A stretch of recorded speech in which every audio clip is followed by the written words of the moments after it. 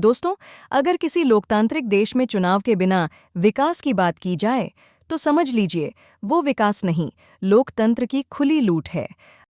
आज हम बात करेंगे एडीसी और टिपरासा, जनता के साथ हो रही राज्य स्तरीय धोखाधड़ी की।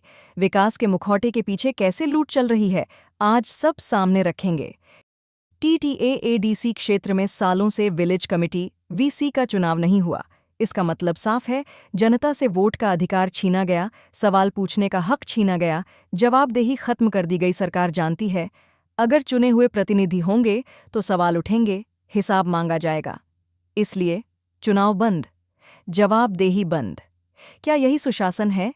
एडीसी इलाके में जो सड़कें, पुल और इमारतें बन रही हैं, ये विकास नहीं है, ये हैं ठेकेदारी कारोबार की कब्रगाह। घटिया काम, कमीशन का खेल, जनता के पैसे से निजी साम्राज्य। आज हालत इतनी बिगड़ चुकी है कि स्थिति को संभालने के लिए पुलिस को गोली चलानी पड़ी। क्या यही डबल इंजन सरकार है? आज एडीसी क्षेत्र में जल जीवन मिशन का मतलब है सरकारी धोखा। पाइप हैं, पानी नहीं, टंकी है, कनेक्शन नहीं, काम शुरू होता है, पूरा नहीं होता। ये नाकामी नहीं है दोस्तों, ये सोची समझी लूट है। बोर्ड परीक्षा सिर पर है, छात्र छात्राएं डर और तनाव में हैं, लेकिन सरकार के पास कोई स्थायी समाधान नहीं, कोई जिम्मेदारी नहीं। यहाँ छात्रों का भविष्य किसी के एजेंडे में ही नहीं है।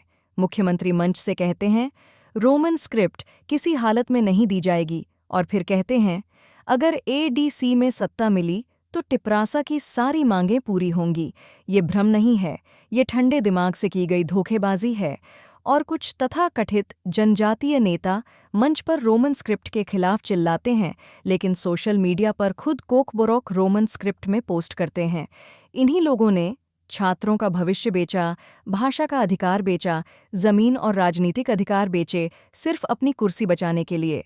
अब जरा हिसाब समझिए।